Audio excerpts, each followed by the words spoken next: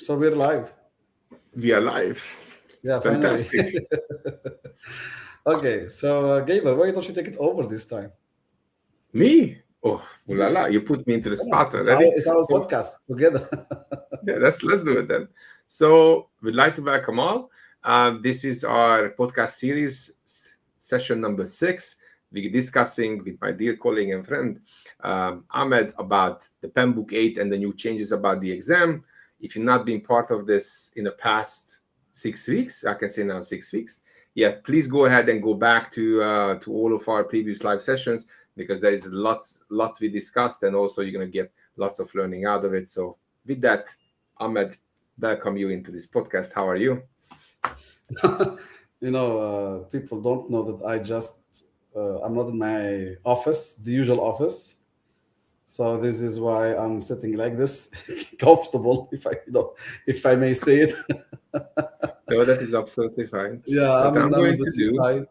while you Sorry. get yourself, but what I'm saying, while you get yourself comfortable, I will actually start sharing the screen, and I'm going to put the slides up and then we can also start the discussion. Let's say Okay, you want normally to how share we from do your it. side? That would be nice. If you want to share from your side. I'm, Do you want me to share? no, I'm sharing. I'm sharing my screen. I Yeah, will do please a do share. that. Yeah, please do that. Uh, Please do that. okay, So, hey so everyone. Yeah, I can see your screen. Yeah. absolutely. So I have added it. I don't see it yet. Okay. Okay. What is Now I interesting have that added it. I'm removing it, and I'm adding it again. It's not working. is not working. Let me try from my side, if you don't mind. Yeah, if you like, yeah, that's okay. Yeah, because yours is not working. Let Oh, me let me share my screen. okay. So, do you see my screen, Gaber? It's coming up now.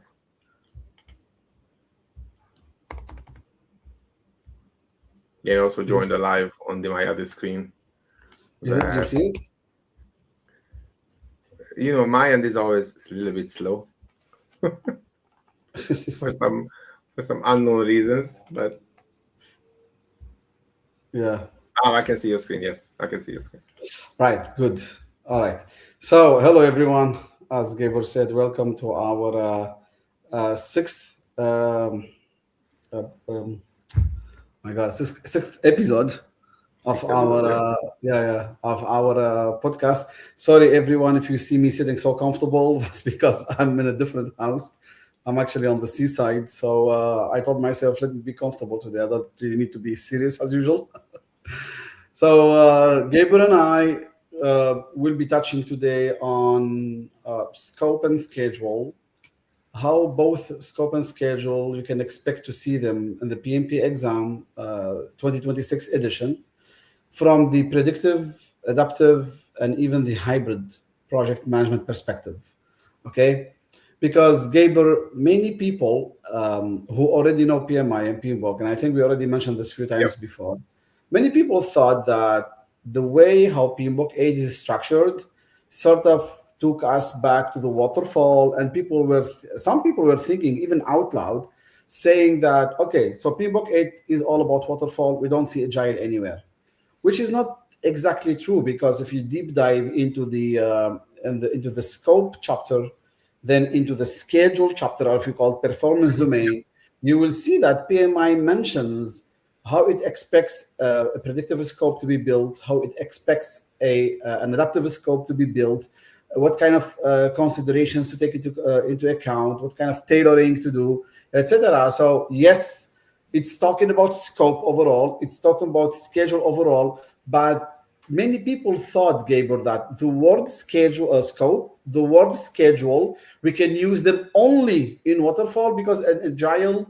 there are other terminologies such as iteration, sprint, release plan, backlog, requirements. But in reality, both terms, these terms from both sides, they could be used here and there, Gabor. Do you agree with that? I would say I always like to say that I partially agree. And the main reason Okay. for that, because if you think about the core of how waterfall is built up currently the 49 processes, now with the 40 processes. So it's a very black and white explanation. And I think the way how PMI introduces the value proposition, so even when we talk about hybrid, the way I like to say it is that anyone to envision hybrid, you follow the big building blocks of initiating, planning, executing, monitoring, calling, closing, and you fetch in, which means that you're removing one building block and you exchange it to something else. That's how the PMI logic really works in terms of hybrid, which means that agile can be only fetched into waterfall, and waterfall cannot be fetched into agile in that way.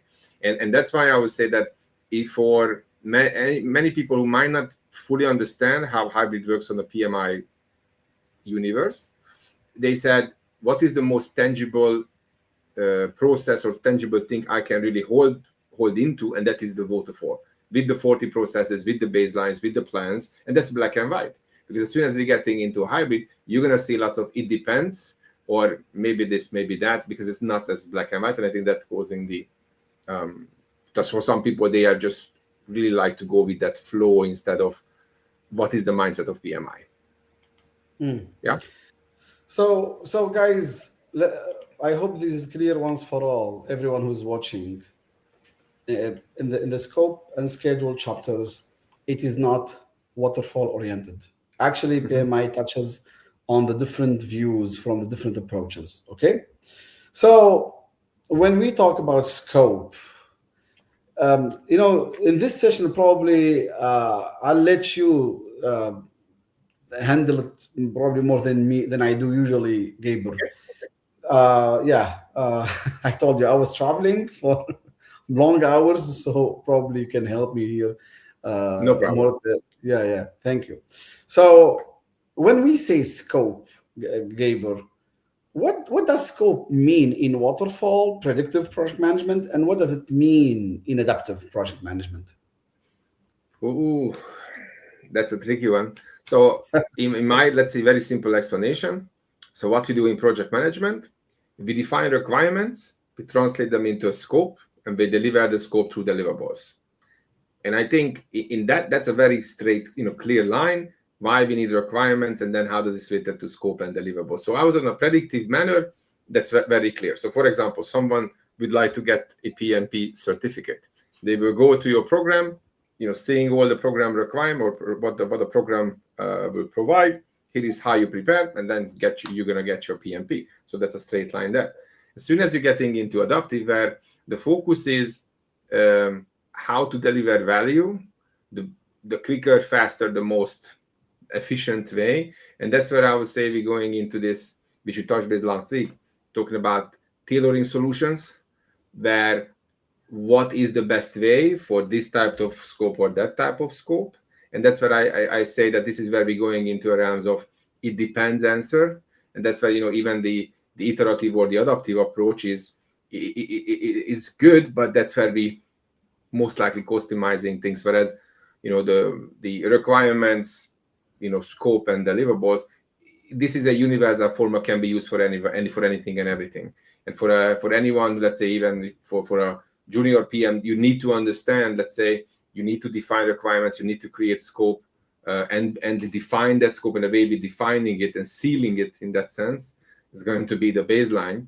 But when it's getting down into adaptive, we're moving into a more or a different type of delivery, where the value and speed will be much more important than having a full clarity upfront. Exactly, guys. So let me put it a little bit, forward here regarding scope and the PMP exam. Since these podcast series are, 100% about the PMP exam, right? So if anyone would like to know how to do it in practice, what kind of tools to use, join the training. Then you can get the tools. You can get even AI-based tools. Okay, but for the exam now, PMI's mindset is going to try. PMI is going to try to test you on. Do you understand what the scope of the project is? Do you know what's in scope and what is out of scope of the project? Have you agreed with your stakeholders or with your customer on what are you going to build? What are you going to deliver? Okay. So this is so important for PMI. Now, scope depending on the approach, doesn't necessarily have to be fully defined from the beginning. I mean, before, yes, the previous version or the current version ending on 7th of July, yes, waterfall was strictly about having the scope fully clear from the beginning. Adaptive agile, it was more flexible. Like, Yep. you could, have some, part of the scope defined. You can start with it, then you can, define the rest on the go, depending on the approach you've chosen. All right. But now even with with predictive waterfall, we could somehow start on the go, maybe some sort of rolling wave planning, if I may say, until we get slowly start building the predictive scope, because you will see in a while, guys, how the schedule in waterfall doesn't have to be fully defined from the beginning. So it's very important for you as a project manager to be sure that you really have got the needs from your customers and stakeholders, so we can start, um, and then you can deliver the expected value. Are there going to be changes? Yes. We talked about them in the last episode, Yeah, I Gabriel. think we did. Yeah, we did. We did. Yeah, We did. because there can be changes. Yes, definitely we want to avoid scope creep. I think I have one of the slides about scope creep for today's session. Yes, how to avoid scope creep? It depends. Either you have an efficient change management process, or we can go for more flexible approaches where you can avoid scope creep by being more adaptive, welcoming changes even late in the requirements, but then that changes the approach, how you're accepting the requirements, how you're building the requirements and delivering value. Okay. uh, here are the slide from the PMBOK 8, which somehow misled many people, because many people, when they saw this slide, they thought, okay, that's why we have this same slide for every performance domain. So definitely this PMBOK 8 is more what predictive oriented. No, it's not actually. Even if we take slide by slide, we will see that, I mean, if we take this, for example, a snapshot of the scope performance domain processes overview, there are 6 processes here for the scope. In planning, you have to plan your scope, manage the plan, like, these, yeah, mostly predictive oriented. But even sometimes in agile, you have to know how you're going to, manage the scope. What kind of approach are you agreeing on with your stakeholders? How you're going to receive the requirements?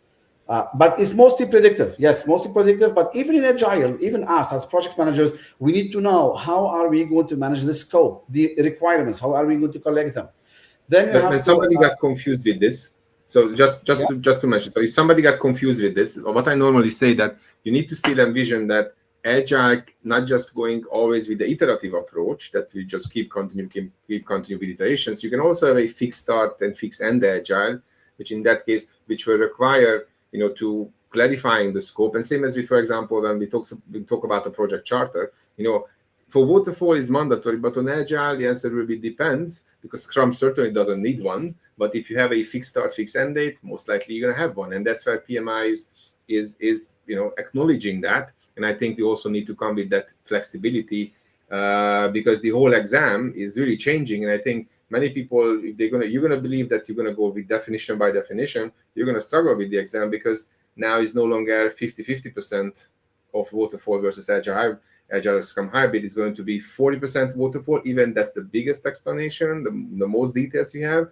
and then 60% will be the agile Scrum and hybrid. And this is exactly a good example where PMI will challenge the students, and people will say, "Oh, I just don't understand. I need to have more clarity. Why is not exactly like that?" Yeah. Mhm. Yeah. So once you have planned your scope management plan, you've prepared that, then you start trying to figure out what are your clients or your stakeholders' requirements.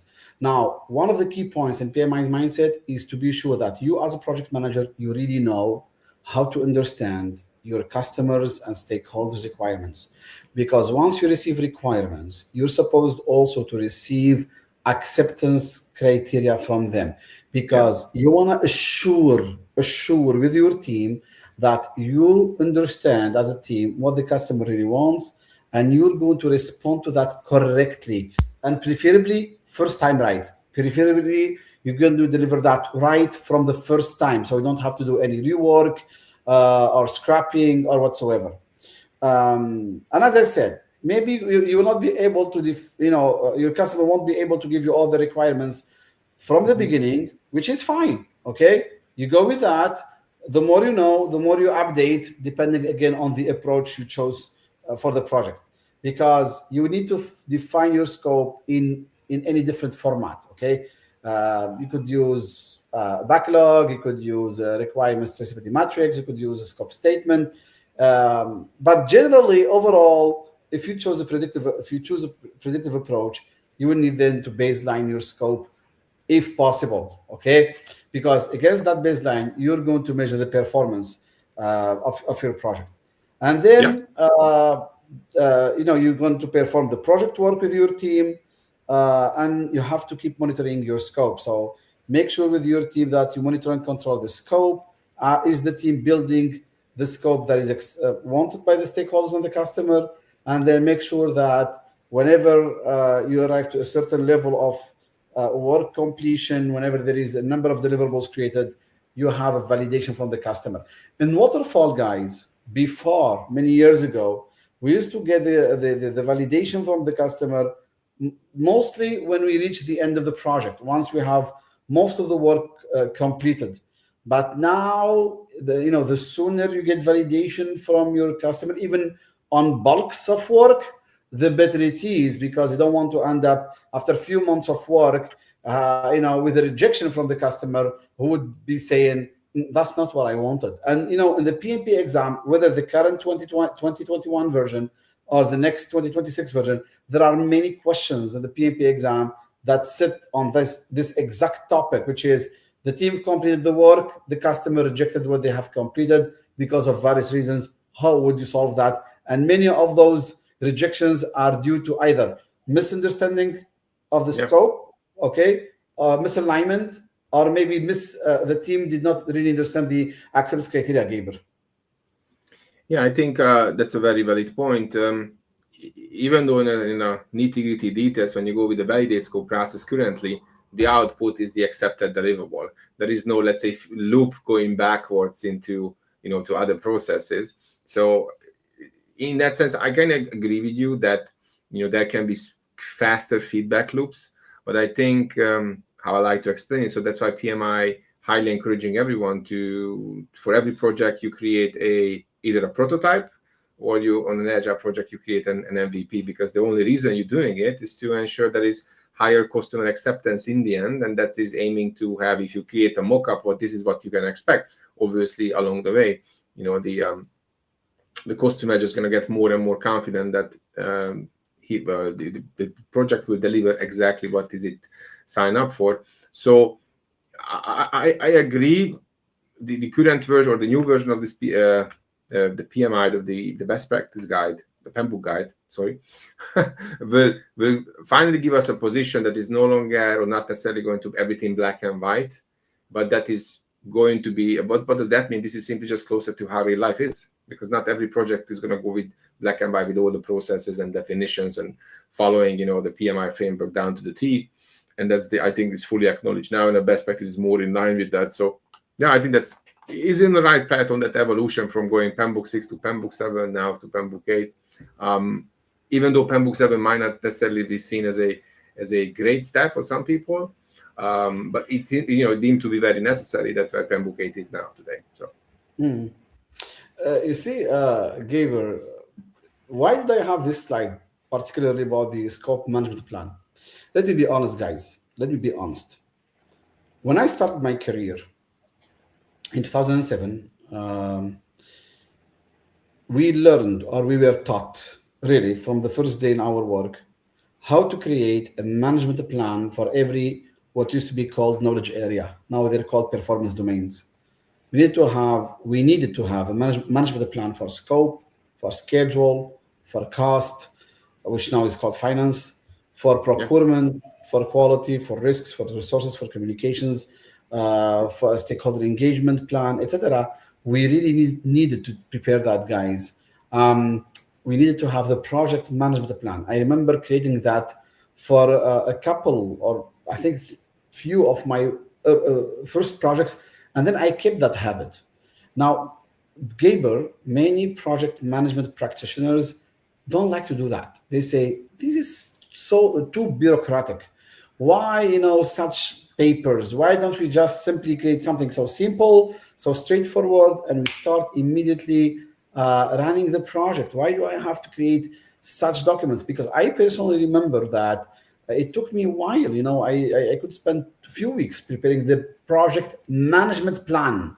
How am I going to manage the project? And that project management plan, it included the scope management Yeah. plan, the schedule management plan, etc., etc. Yes, that really, I had to do it. However, let me be honest. Yes, in the PMP exam, there will be a couple of questions, really a couple, not so many guys, but just a couple, about couple of management plans, maybe a question about the project management plan, or maybe a particular management plan. Why? Because in certain types of projects that is needed. Let me give you an example. When you work on public projects, you will need to have that in Yeah. certain countries or in certain industries. When you work on a construction project, also you need that Yeah. in most projects, okay? Because usually construction projects are complex, they take time. So the organization, the delivery organization, as well as the customer, they want to be sure that you, as a project management team, because in construction projects, you don't have only a project manager. It's impossible. You need to have a project management team, yes, led by a project manager, but also there Yeah. is a team with a project manager because the project is too big, too large, too complex to be managed by one person. For in such projects, a project management plan with its sub plans is quite needed because a construction project, for example, of a building, it would cost, I don't know, 10 million euros, 20 million euros, 30 million euros. I don't know how many millions of euros. Definitely, they need to be sure that you know your stuff as a project manager. And so PMI, when you're taking the exam, they don't know in which industry you work. You could be Yeah. working on Exactly. simple software projects, as well as you could be someone working on complex pharmaceutical projects or FCMG projects. Exactly. FMCG, fast moving consumer goods, or some construction projects, or some huge industrial projects. Okay. So therefore, you will need to learn this. Even if you think right now you don't need that because you're working in a small company on simple projects, and because of AI, you might say, "Oh, I have AI. I wouldn't need that." You never know. You never know, Gabor. And this is why we need to learn the scope master plan as well as the schedule master plan. Yeah, and what I would like to add. So I'm also kind of become project manager on the era where you were actually become a PM. So for me, the first thing I've been told, if you cannot plan it, you cannot do it. So therefore, you need plans in the first place. And you really took this advice on the way that you see it, it makes sense. You really see that is how does that help the project and also helping you in your career. So technically one of my favorite part in any kind of project is really the planning part. And also another great real life example. So each organization dealing with plans differently, or even the risks or procurement. And most cases, if you have a great PMO, they will define the processes for you. Now, in that case, I can give you an example. So currently, I have to track around 4 different plans, and that's driven by the organization and the PMO. But which are focusing on schedule, cost, finances, also risks as well. But for example, I do keep other plans as well. I do keep, let's say, a plan for stakeholders, also communication. Sometimes it's not 100 pages, it's maybe just a one page, but at least we know what we do and how we do it. And if I have to hand over this project to someone else, then it's so easy that, okay, here we have documented, this is what we do, this is what type of cadence we agree. And surprisingly, sometimes I've been labeled as a micromanager or an overthinker because I have too many plans than what is needed. So, but in the end, I think you have to make sure what is the base, what you need to do in terms of planning. But I think the more you deep dive into planning, the better you will understand what the project have to deliver, even though you are not going to be the most technical person on that project, but that will help you to to grasp and create the ownership, which also the best practice is asking you. So this is needed, that to gain that level of ownership, you will show your responsibility, and you're not showing that you know anything and everything, but through the plans you are understanding how things are working from a technical level. You might, let's say, just know the tip of the iceberg, but this is also leading to that. So that's why I'm a big believer of planning, and you should spend a lot of time on planning as well in this case. Yeah. So, what are the components of a scope management plan, guys? These technical words, you need to know them for sure. Okay, you need to know how to do or how to collect requirements. Actually, okay, what are the different techniques? I think in my PMP training, I think we teach around 18 or 20 techniques to collect requirements, like various techniques: expert judgment, product boxing. I think of context diagram. I think we Affinity do. diagram. Sorry. Affinity diagram, I guess Yeah, also. yeah, yeah, yeah, yeah. I mean, so I think 18 or 20 techniques we teach in the scope chapter, in the second section. And you need to know a little bit of those techniques. Okay, even though not so many questions are about particular techniques, but Yeah. it's good to know them, because you never know when you're gonna have a question about those techniques. Okay, now once you have planned how you're gonna manage your scope, you go and collect requirements, you define your scope. Then you can also use the WBS, work breakdown structure, in order to figure out what kind of deliverables you need to build, and what kind of work you need to perform with the team. So and then your scope statement, you can have a scope statement, a WBS dictionary. So then I think I have a scope baseline here. I have a scope baseline which is composed Yeah, of. brilliant visuals, by the way. Thank you. I have a scope baseline, which is composed of scope statement. It's a document. Usually, if I remember from my practice, it's a couple of page document where you have major deliverables. You list, the scope boundaries. Scope boundaries means what's in scope, what's out of scope, the assumptions on which you've built your scope. And yes, you as a project manager, you have to have an assumption log. That's for sure. What are the constraints that could impact your scope? The Yeah. acceptance criteria, that's a huge must, to have with each requirement you receive. So you have your scope statement, you build your WBS. Usually it's deliverable oriented, usually. So you have here your project, your major deliverables, or all of your project deliverables, not just the major ones, and then the work packages. And then you have also a dictionary with that WBS. Dictionary usually it's like a sticky notes. It's like those document that where you explain what each box here on the WBS means. Is whether as an explanation for your team, or even in case anyone would ever take over part of the project or the entire project as well. Okay, so your scope baseline is composed of these three different documents, and you have them approved. Okay, once you have them approved, now your scope is fixed. I mean, if you are in predictive, Defined. and usually it is fixed. So then, when you start the execution and the monitoring and controlling, you will always make sure that while you're controlling your scope. It means your team is controlling if they're building exactly what the customer is requesting.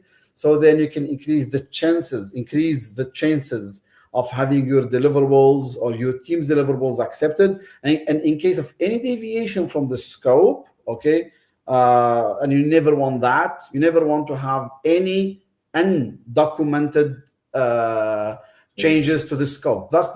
I tell you guys, from my 20 years of experience in project management, the worst thing you can ever have as a project manager in your project is expansion to the project scope, but in uncontrolled way. So the expansion is uncontrolled without any changes, and this is the thing that happens the most to any project on earth, almost, from experience, because the customer would be scratching their head and would be saying, you know what, we thought if you could add this to the scope, we also want Yeah. that. Why don't you also build that, Gabriel? Is that true or not? No, that's absolutely true, because many times, I mean, the live scope creep is a mechanism to keep stakeholders happy or maintain a business relationship with another company, for example, or a vendor. Many times I see that happening, that real life you consuming activities or even entire functionality for a product which was never considered, never planned. And then real life, this is where the project managers are utilizing the ROI, or you're going to use your risk budget, whatever is possible to make it happen. And here is, for example, what is interrelated to PMBOK 8 now, where now PMBOK 8 is explicitly makes the project manager have the ownership over the return on investment, or make sure on through the financials, that which is, let's say on the current version is, you are responsible, but the PM is not the gatekeeper of the return on investment achievements. That's what the sponsor is doing. But here now is more, that's why I said it's more in line with what's happening in real life, that you have to make sure that not just the financials of the project are on track, but also the benefits for the project is going to deliver. And I think it's the scope creep, that's big time, is something which is can impact any project. Yeah. So guys, if we want to share with you some tips and tricks, of course, I mean, we only brought a few slides from the scope chapter. It's way longer than this. So when the question mentions a clear scope, always pick the answer that it goes for clarification, making sure that the success criteria is defined before starting any detailed work. When a stakeholder asks for any extra work, again, we go back to the scope creep. Don't simply accept that, but usually go follow your change management process. That's mostly in predictive and some kind of hybrid as well. Not all the hybrid, but some parts of the hybrid, or some kinds of the hybrid. If the project scope is not well understood, go back as a project manager to the project charter, the business case, stakeholder register. Make sure that you haven't missed any requirements, and that you clarify anything that is not understood. Gabriel, you can stop me at any moment. Okay? Maybe at number 3, that the scope is not well understood. So I think project managers can cry like a baby, but at the end of the day, this is your responsibility as well. If you identify that the scope is not defined, great, but you have to do something about it. You cannot just go and cry to the sponsor and say, okay, now you help me sort it out. That's what is expected from the PM perspective. So maybe just to add on that, not defined scope, the ownership will be still with the project manager to fix it. Yeah. When the requirements are incomplete, always, in any question, choose the answer where there is stakeholder engagement or analysis of some documents or validation of requirements in a face-to-face meeting or in a workshop, etc. If a question mentions many stakeholders with different expectations, you need to, narrow those differences between them. So go for techniques like, having interviews with them, or focus groups, workshops, surveys, anything that could, bring their points of views closer, so you can agree on the expectations of the requirements. And also what I wanted to add, especially if the question will point out initiating, that what should you do in initiating, that you just surface that something is not covered, even though you are in the beginning and you say, oh, I'm going to do it in planning and in the baseline. But the first thing you do, you should tell your stakeholders why, because you are new to the party. You just been nominated as a PM. How much you know? What do you know? You need to inform the people at this stage, not inform them, and better is inform them earlier than later. So, and those, I think when some of my students, I see those tricky questions where what you should do in the beginning, and initiating everything is on a high level, so there's no need to rushing it to clarify in details. That's the purpose of planning, by the way. But on those scenarios, if you can, you communicate with the stakeholders first to make sure that the words are out. Yeah. In case the stakeholder needs to see something, this is very important. Already Gabriel mentioned that earlier. Usually stakeholders want to see results early. That's so normal. Go for prototyping or an MVP, build an MVP or a prototype, so at least you can give them the look and feel how it will look like, so they can be sure that you really got it right, you understand the requirements right, and they can even start trying or testing in some cases. Mm-hmm. Now, if a question asks to confirm requirements are complete, always choose having a review, maybe checking against an acceptance criteria, or go for stakeholder validation. In case your team is not building something that in case your team is building something actually that is not requested by the customer, such as their gold plating or something, go back to the scope baseline, any requirements documentation, compare what your team is doing with that, to get them back on track. You don't want to have any gold plating in your project. Yep. If there is any confusion between product scope and project scope, the difference between them is product scope, it describes what the features and the functions we want to have in a product, whereas project scope, it describes the work that is needed to be done in order to deliver those features and functions. Okay. And then that's one of the most confusing concepts on the PMP exam, because the question can talks about, let's say, a product scope, and then most people always say that will relate it to agile, but it can relate to both. That's the point with product scope. It can be for waterfall, it can be for agile, and because why I'm saying is that even though on agile we're creating a software which is aka a product, so no doubt about that, but think about it that is there agile Scrum defines a thing called product scope, and soon you realize there isn't one, because on Agile and Scrum we have to define user stories which are a reflection of what the product scope is. But that's why that's a tricky question, where if you see a keyword product scope can refer to waterfall and Agile at the same time. Yeah. Now, in case there are conflicting requirements coming from different sources, go for facilitation, face-to-face meetings, bring them together. Focus on what really brings value, right? Address, or make sure that what you work on usually is aligned with the strategy of the organization. Think about this. What Gabriel mentioned is so important. You will see many questions about products in the PMP exam. Many questions, okay? More than half of the questions maybe are about products or projects delivering products. It doesn't mean that half of the questions are about scope, but actually the project is about working on a scope. Yes, there will be questions about stakeholders, about the team, about procurement, about tools, about AI, but it's all within a project, and the project is supposed to deliver something, and usually that something is mostly about products. Okay. In case you have approved requirements, make sure you baseline them and you follow the change management process for any future modifications. And in case in the project you confuse between two similar projects, always choose the answer that protects the scope, keeps the stakeholders aligned, goes for clarity, traceability, and follows a formal approval before any execution. These are just a little bit of tips and tricks. I usually, after each chapter, send a longer list of tips and tricks of about 25 to 30 tips and tricks per chapter. Usually, I share it with my students after we finish each chapter. So these are just the basic ones, I would say, Gabriel.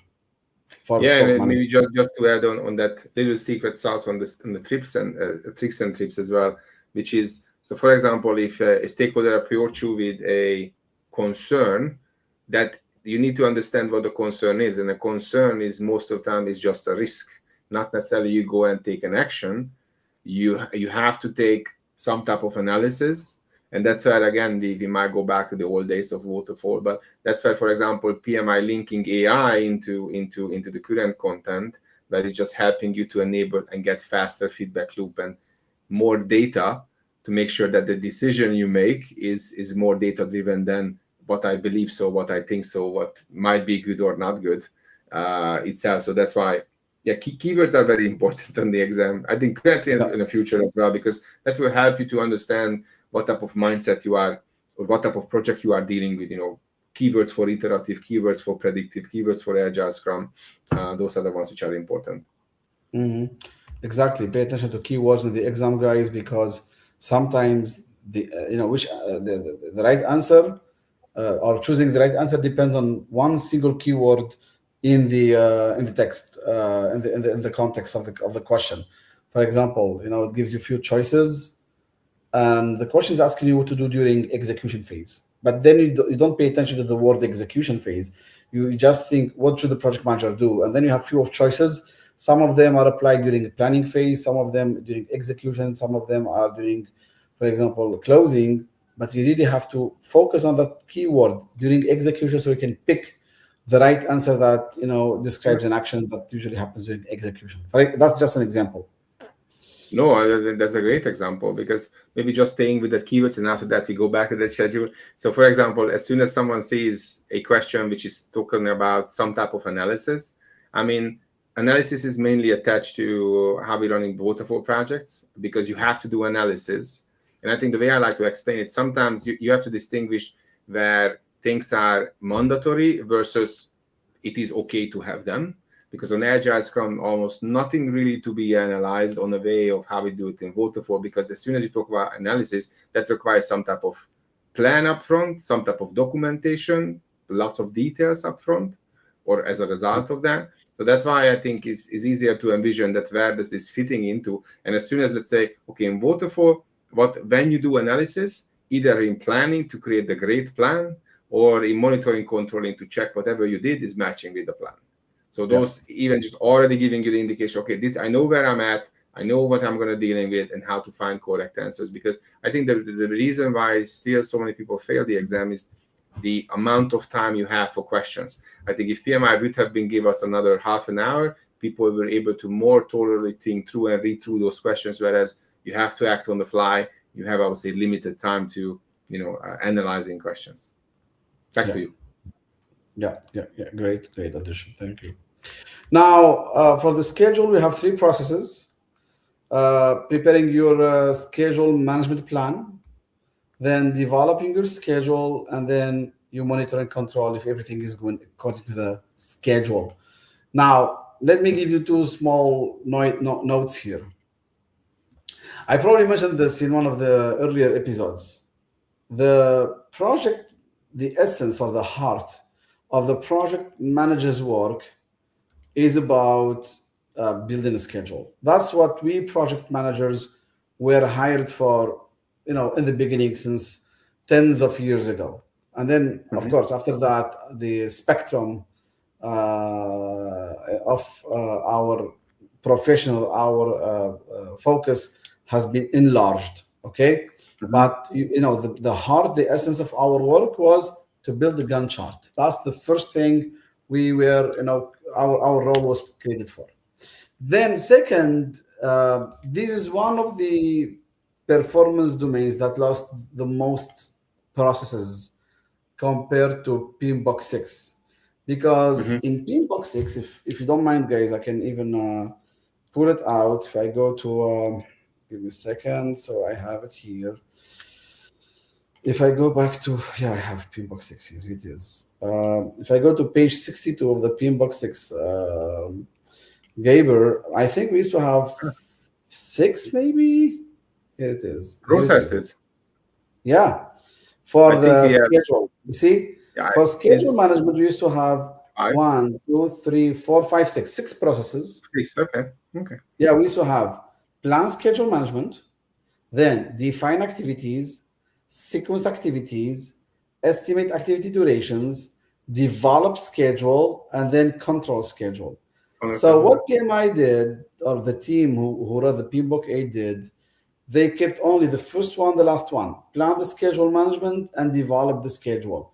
For defining activities, sequencing activities, and estimating activity durations, they did not put them anymore on this process overview or this performance domain processes overview, because they have been they're part of the description of developing the schedule, Gaber. And I think that was slightly a good decision, because so the way how you define those baselines is like a step-by-step approach. You're always going from a high level to a lowest level, and then if you go with how, for example, scope defined nowadays with the requirements, traceability, scope statement, WBS activities, WBS dictionary, and then you have the baseline. They follow the same type of logic for schedule and also finances as well. Whereas here, with the end of the day, do you know the logic? Do you need to define activities? Well, it's already in the WBS. Yeah. Do you need to sequence them? Yes, you need to sequence them. And then once you sequence, you are able to, you define how long it will take. But can this be under a single umbrella? Yeah, absolutely. Yeah. So you're developing a schedule, and in the end, as an output, you're gonna have your schedule baseline or your project schedule, and it's all going to be fine. Yeah. So now as usual, you could create your schedule management plan to define how your schedule will be developed, how to be maintained, how to be controlled.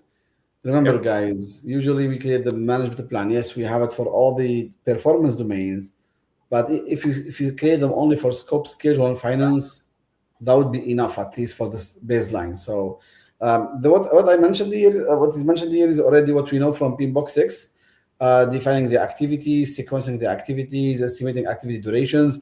Even later on, to each activity, guys, you will need to assign resources, human and non-human resources. Okay, you develop your schedule. You can use different scheduling techniques. Okay, we might see one of them, I think. No, probably not. No, no, Uh, I don't have yeah, slides. you can have a network diagram. You can have a critical path method later on, Gaber, to make sure that you're really in control of your project. Here's the thing: critical path will still remain as mandatory, or is going to be Yes. optional from now? No, no, no. Yeah, there will be, I think, a question at least about critical path. I Yeah. don't know if it will be a calculation.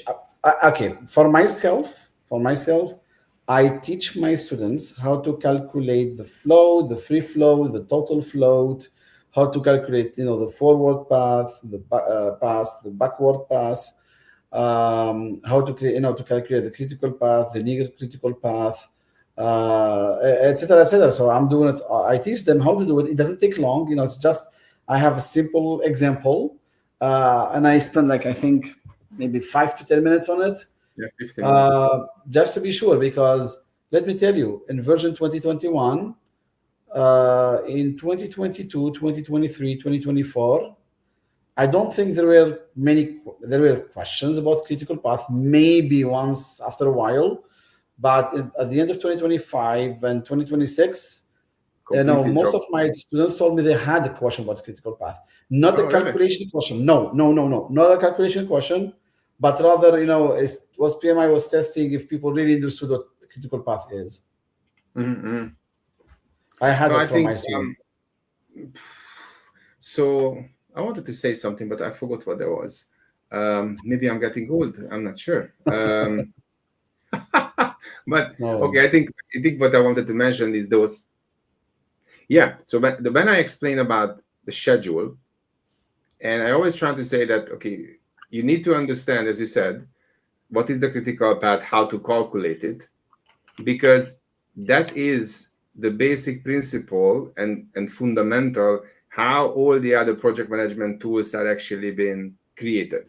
Now, what I mean by that, so without mentioning a couple of names, I think everybody knows the top 5, top 10 project management tools, which you can get through to different vendors, but they are all follow the same principle, which is a start to finish relationship, which is technically, if you not tell, every software works exactly the same unless you tell it otherwise, which is going to be I start A and I only can start B once A is finished, and I can, and this is technically the basic mechanism of every activity.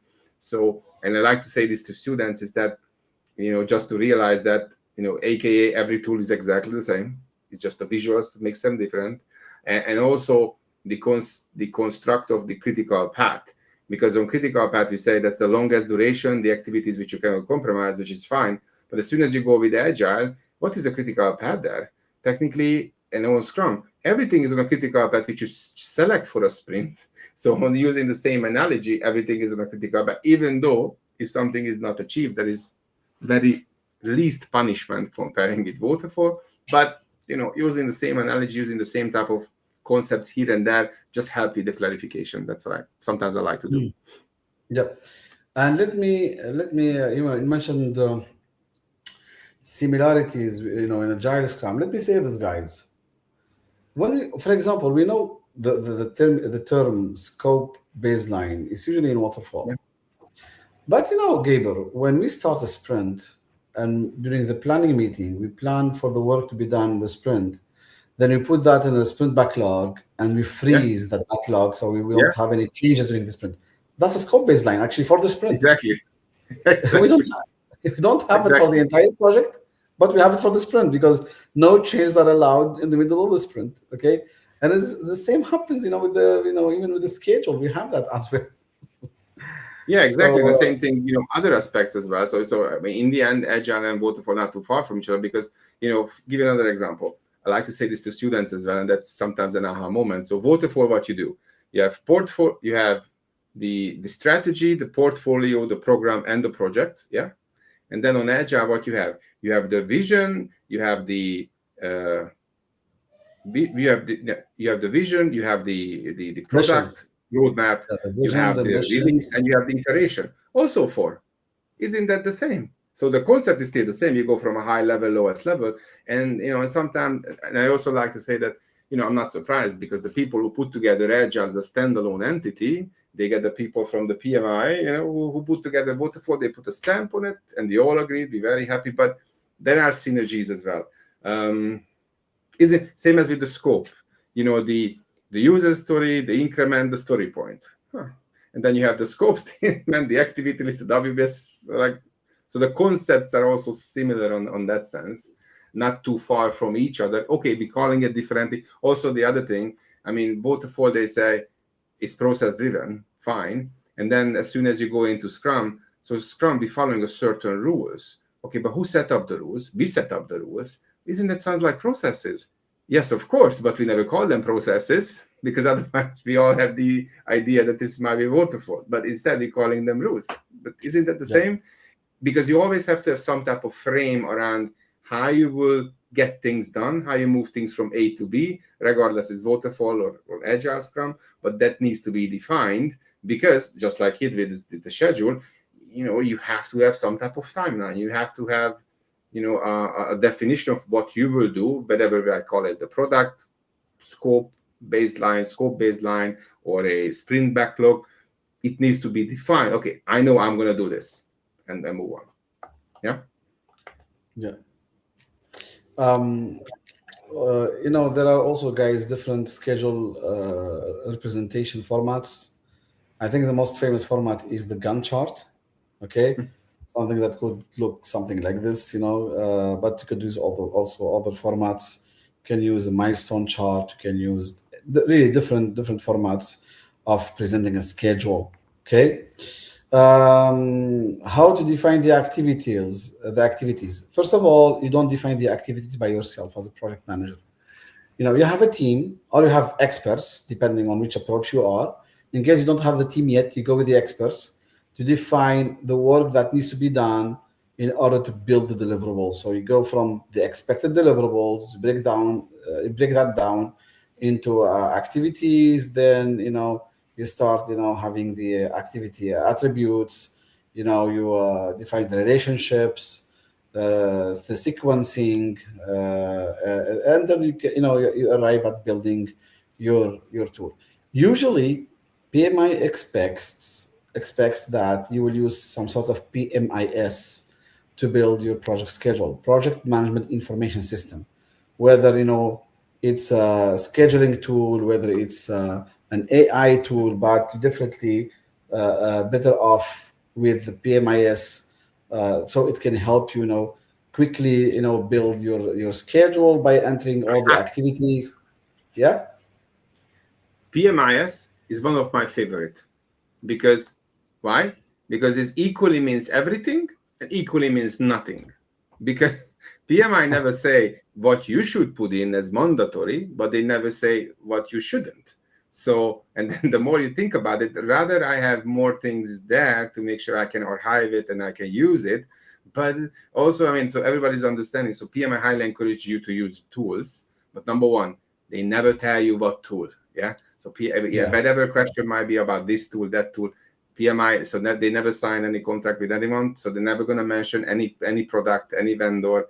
So that's not a best practice recommendation. What is the mm, recommendation? You should use some type of tool, whereas the PMIS is a great project management information system. But again, take it with a caveat that the best practice will never tell you only these 4 or 5 items must be there mandatory. They never say that.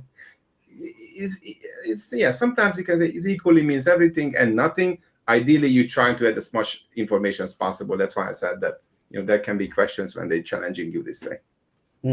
yeah, yes, exactly. So So defining your project activities, as I said, guys, you don't do that alone as a project manager.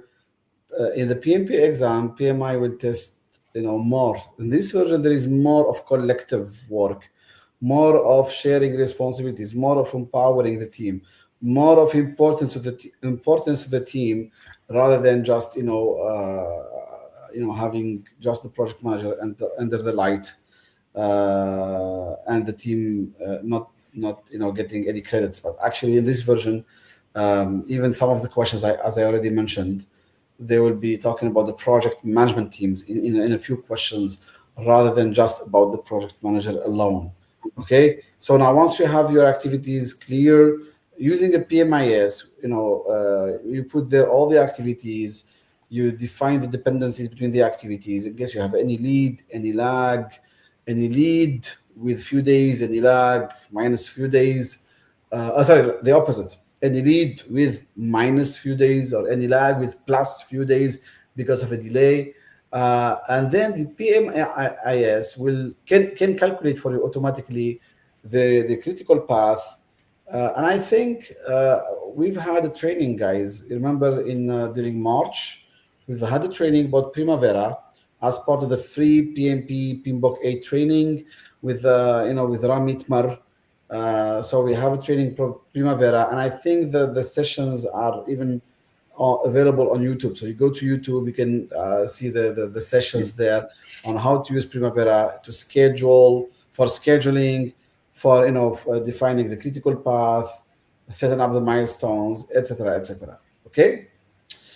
Um, PMBOK 8 now defines the usual predictive project with single delivery at the end, where you go from one phase to another. Okay, this is snapshot taken from PMBOK, but also there is a snapshot from PMBOK 8 where it talks about a predictive project with multiple deliveries. And this is what I mentioned already since a couple of episodes, Gaber, that now predictive is getting a little bit of flexibility, Gabor, whether in defining the scope, whether in building the schedule. And you can see here how there is a sample life cycle with incremental development approach in a predictive project, and this is taken from PMBOK 8, Gabor.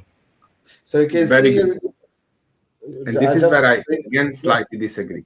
And where I disagree is the point where, so for example, if I let's use a PMP preparation cycle that in predictive is going to be following this incremental approach or the simple predictive approach. And the more you think about it, like this approach is great if you, let's say, finishing 40% of something, that value can be realized and understood. Great.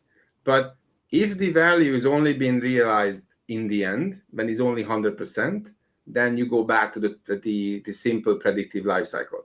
And one point I wanted to make, so if I'm going to say that after each increment, someone gains something, yeah, then let's use the example of PMP preparation.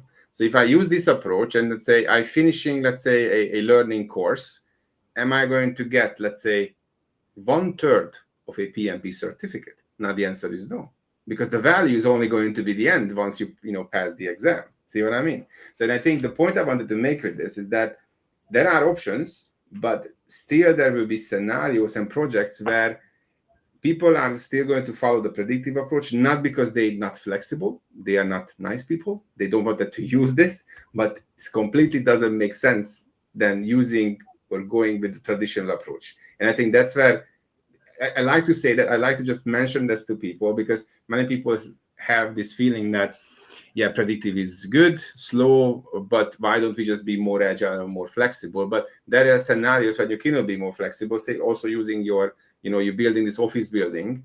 Well, I mean, if it's not 100% complete, there are values, but, can you rent out this place to tenants? You can't. And regardless how you'll be looking at it, it might represent a value, but can you generate money by the rent? No, you can't. Not because I don't want to or you don't want to. That's the way it is. And I'm not just an old rigid thinking fella here. That's the way it is. you know It's this, we were used to waterfall until 2020.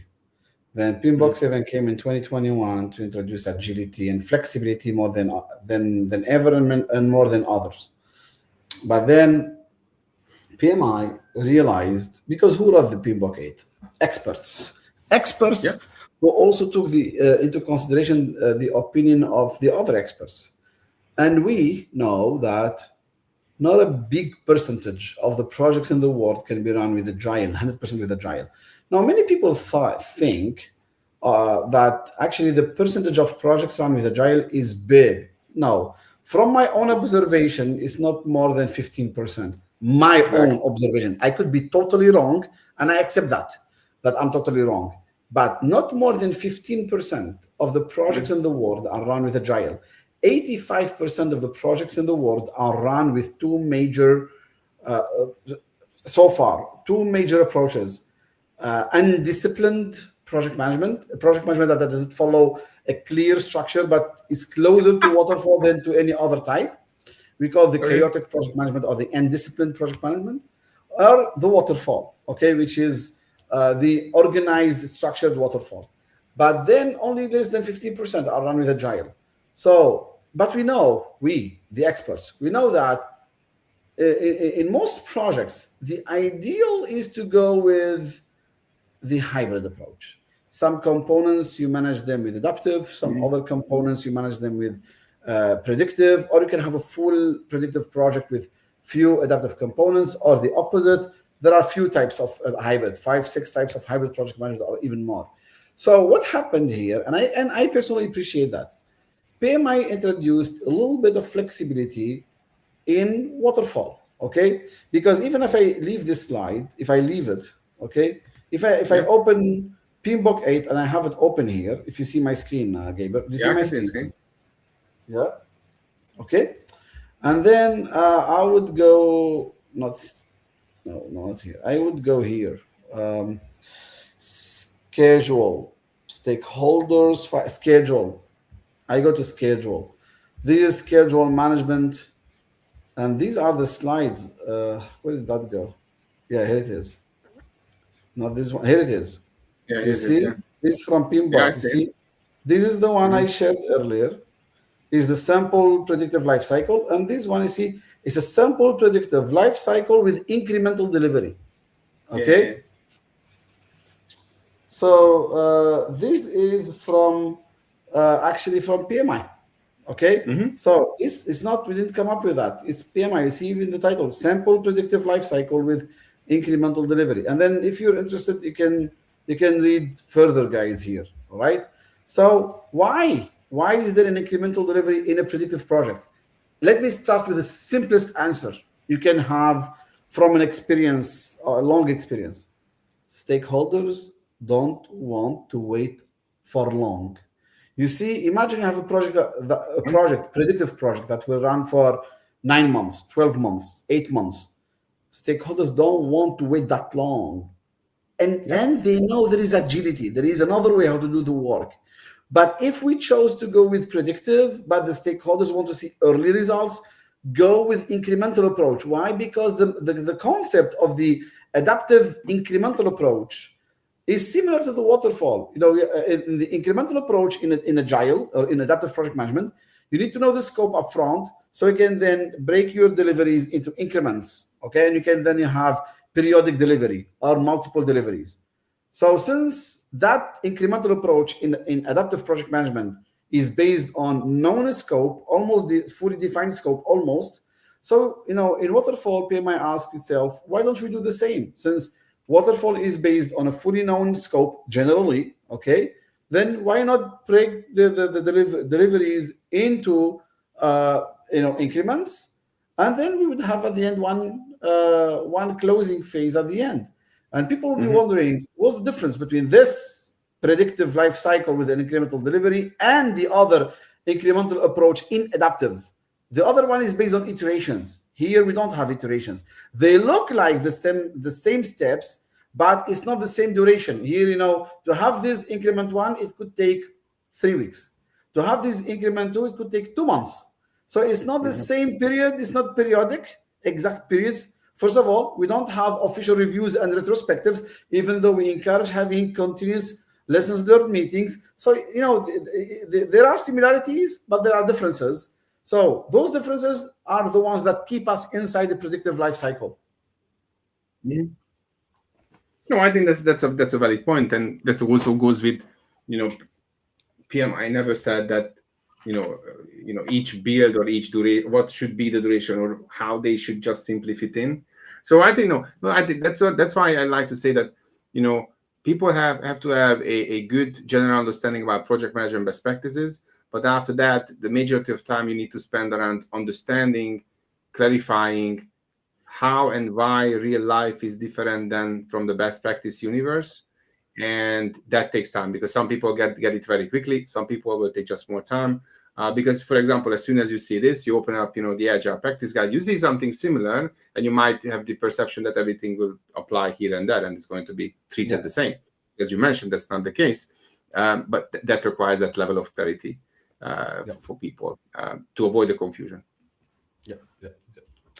In the chapter schedule, I think we teach around 8 or 10 estimating techniques. Okay. Of course, estimating usually is done by the team. Remember, guys, this in the exam is very important, that is the team that gives the estimates, because they're the one that, they need to understand correctly the requirements. So, and they're the ones who are going to be performing the work. So they have to be the ones giving their estimates based on their profiles, based on their experience, based on their availability, based on many different factors. Okay. Of course, we can have some preliminary estimates with a rough order of magnitude, ranging from minus 25% to plus 75%. Okay. But, when it comes, before executing any task, PMI recommends having a more definitive estimate, so then we can compare the execution with that definitive estimate, because that definitive estimate becomes the baseline for measuring performance later on. Okay. And maybe just to add, I think for the exam where this is really challenged is that, so which phase or which process or which stage you do this. And I think, just everybody's understanding that, having a rough order of magnitude or even a budgetary, they are not so accurate. So most likely use them in initiating than anywhere else. And then once you get into planning, you do not need to go through a series of different estimation techniques. You go with the bottom-up estimating, which is the most accurate, estimation techniques. Even can go down into plus minus, 2% or 3% as well, because that's what they want. And if you think about it this way, can you imagine you are in planning, you go to a manager, and let's say Ahmed is my manager. Ahmed, I have the plan ready, I have the estimates, and Ahmed will ask me, let's say, how accurate is your estimate? And I'm going to say, 25%. I know what Ahmed will tell me. You go back and better make it more accurate. Yeah. So that's why I would say that in planning, you go to bottom-up estimate. You do not need to go all through those series of estimates unless there is a question or there is a requirement or a ask from a stakeholders. Just to be mindful of that altogether. Yeah, good. Few tips and tricks for the schedule as the last thing we share in this session, in this episode. So whenever your team is building a schedule, always remember the logical flow, the steps we mentioned earlier: define activities, sequence them, estimate them, assign resources, develop the schedule. In case an activity is on the critical path and it is delayed, so the project's finish date is definitely going to be affected unless we take any corrective action or change request. If an activity has got a float, so it may be delayed within the float limit, but without delaying the overall project. Okay, free float for an activity or total float. When the question asks how much an activity can slip, go for free float. This is activity delay without affecting the subsequent task, or total float in case the delay will affect the overall schedule. This is the difference between free float and total float. Maybe if I can add something there. So your point 2 and 3 and 4 surfacing one big thing, which is every project you should have a project schedule and you should have a schedule baseline. And you might be wondering, what's the difference between the two?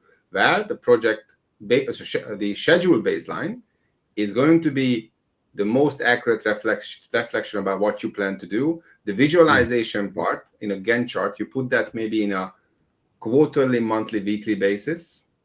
And then you have the project schedule, which you put this into a monthly, weekly, daily basis, and you work with the project schedule on a daily basis, and in case of 2 and 3 and 4 is happening, you need to envision this scenario. So let's say Monday it turned out that you are 1 day delay. Are you really going to go and report this to the stakeholders and go and change your schedule baseline? Now, even PMI interpretation, the answer is going to be a no. You're trying to employ solutions, item 2, 3, and 4, and if the delay is certain in 3, 4, 5 days time, then you go and update your schedule baseline. Because can you imagine Monday 1 day delay, and then more of a sudden Wednesday, oh sorry, we improved this, there is no problem. But can you imagine how much hassle you make with a change request, updating a schedule baseline, informing your stakeholders, reporting this, filing this, explaining this whatsoever. So that's why you have 2 timelines where your baseline you try not to touch as much as possible, but your project schedule, that's why you have this little wiggle room as well, for example, dealing with this type of challenges altogether. Yeah. Okay. Yeah. In the 2021 version, almost in every exam, at least this is what 90% of my students told me, there is a question about the 3-point estimating or the PERT in other cases. Okay, when there is optimistic, most likely pessimistic. I think it was one of the calculation questions in every PMP question, at least until now. If the schedule is unrealistic, do not simply force the team to work harder. Review your assumptions, your constraints, your estimates, dependencies, resources, risks. Get your schedule back to realistic. Okay? Yeah. And what to add there?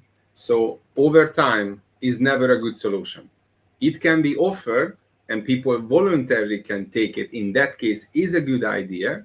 But other than that, overtime will be never a good idea. And whenever you are in trouble with schedule, you never cut scope, you never cut duration, you never do that whatsoever. Because you need to remember that once you have the plan and a baseline, the schedule, that is already optimized.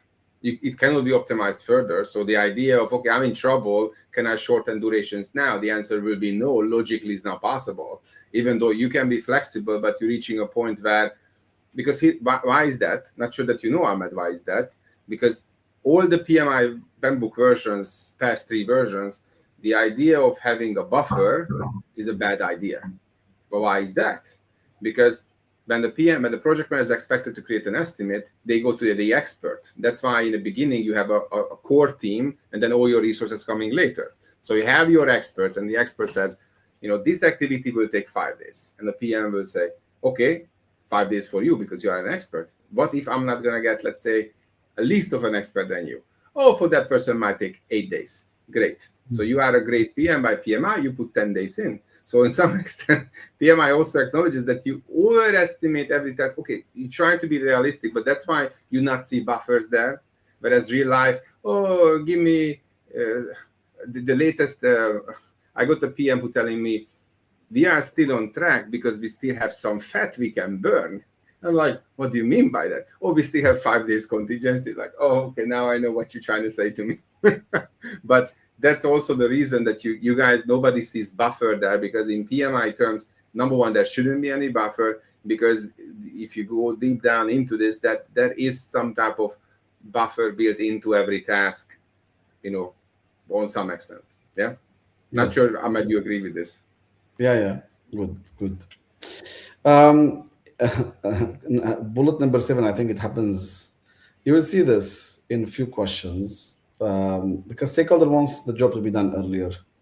So here, check your schedule compression techniques before any commitment. Think of fast tracking first before any crashing. Go back to the full course if you find full explanation. In case the schedule the schedule performance is behind, like we are having delays, always go for the answers with analyzing variance, understanding root cause, taking corrective actions. These are usually the best answers, usually. Okay. Let me add one more thing here, especially point number 7. So there can be a question when it says you planning this project and then you finish planning and it's 10 months. As soon as you start execution, a stakeholder will come back to you and say, you have to do this within 5 months. What will be your next step? Now, I think before any compression technique, you need to understand that why this happened in the first place. And I think you need to understand that it's only happened because that stakeholder was not identified earlier. And that's the PMI way of thinking. It's not just, there's no such a thing as a, if you agree a plan with stakeholders, now one stakeholder will come back, more of a sounded like, okay, now you need to shorten that, let's say 5 months. So you need to, try to see these signs where, if you're agreeing with the plan, that means we all agree with everyone, including the stakeholders, and the stakeholders are there to support you, and you need to understand, let's say, the vibe behind every concern, decision, or challenge they're going to give any PM. Yeah, exactly. If a schedule change affects the approved schedule's baseline, always follow the change management process to update the baseline. Never accept any change to the schedule without an official change request. Please never do that. If the team is repeatedly missing the activity dates, go back to the basis of estimates. Maybe you've done wrong estimates. Maybe the assumptions are wrong. Constraints were not taken into consideration properly, or resources were not really available. In case the stakeholder challenges the schedule, again, go back to your assumptions, dependencies, and check your critical path to explain the impact of any challenges the stakeholder is bringing. And in case in question, sorry, I let you finish. Yeah. And in case two answers seem to be similar, or both seem to be correct in a question where you have to pick only one answer, always go for the answer that protects the schedule, checks the dependency logic, checks the resources feasibility and availability, and keeps the stakeholders aligned, rather than giving any fast promises that, yes, we will do it. Because PMI likes to see you as a project manager sticking to the plans or following clear change management process, rather than over promising. Okay, so I think this was most of the tips and tricks I have here, Gabor. Yeah, very good. There's one came into my mind because this is one of my favorite parts, and the ideas are just flashing like anyway, stormlight. So here is one, and I'm going to ask you this question, Ahmed. So according to your understanding, can the project manager request to close the project? Can recommend. Or terminate the project? Yeah, the project manager does not have the power to close the project by him or herself, but can recommend to the sponsor based on the project performance, based on the misalignment, maybe with the business case, based on different factors, whether related to financing. Usually financing should come from the sponsor, and the sponsor should know about financing, and we will see that in the next episode, the sources of financing, etc. But the project manager can recommend, but then it's only the sponsor or the steering committee who can take the decision whether to close the project or not. Very good. I'm not here to testing you. I just want to have that clarity by the people to make sure they also understand, because yes, you can recommend, but the mechanism to recommend it will be a change request. Because the change requests have to detail your reasonings why, and then, as you mentioned, the steering committee, the sponsor, or whoever is in the change board can look into it, can approve it, or actually decline it whatsoever. But I do remember I had a couple of students coming back with me the question that, can the project manager close or terminate the project? Obviously, you can make a decision, but you can recommend it. But the mechanism to do that is not a voiceover, it's not a status report. You have to submit a change request, and you need to have very, very strong reasons why you think this project should be closed. But the right mechanism for that is going to be the change request. Yeah, exactly. All right. I think that would be all for today's. Exactly. By the way, guys, I have already promised this, and I'm gonna keep my word. Starting July 9, I'm going to open the project companion to the public for a while, so people can try different questions of the different chapters we have. So because it was already part of the plan of the podcast series, but I told myself let's do that starting July 9, right when the official version 8 or the ECO 2026 PMP exam will be released. I will allow people to try that on the companion, so we can try a few different quizzes, different chapters, different full exams if you want. That would be our help to the community. If you like this episode, please don't forget to hit like. Okay, that would be very encouraging. Anything to add, Gabriel, if you want? No, I think I just, again, thank you for the great opportunity to be here with you and talk about PMBOK. And I think from the audience perspective, you need to take the you need to take the advantage of, you know, Ahmed spent a lot of time to deep diving into all the topics. Almost you get a PMP bootcamp, a mini bootcamp in this past, 8 weeks, and all the sessions are also available through the live itself. So I think please make sure you not just like but share, tell your colleagues as well that this is still happening, next week and a week after as well. We might gonna do an after party on session 9th, which maybe we never know, but you just take the advantage and ask any questions. So you can even come to this session with questions. You can put them into the chat and we are here to answer it for you, because the more clarity you have, the clearer the goal will be and the faster you're going to go and prepare for the exam itself. Yeah. All right. So, everyone, thank you so much. And we'll see you around in the next episode All right. next week. All right. Thank you all. Bye bye. Cheers. Thank you. I'm ending the stream.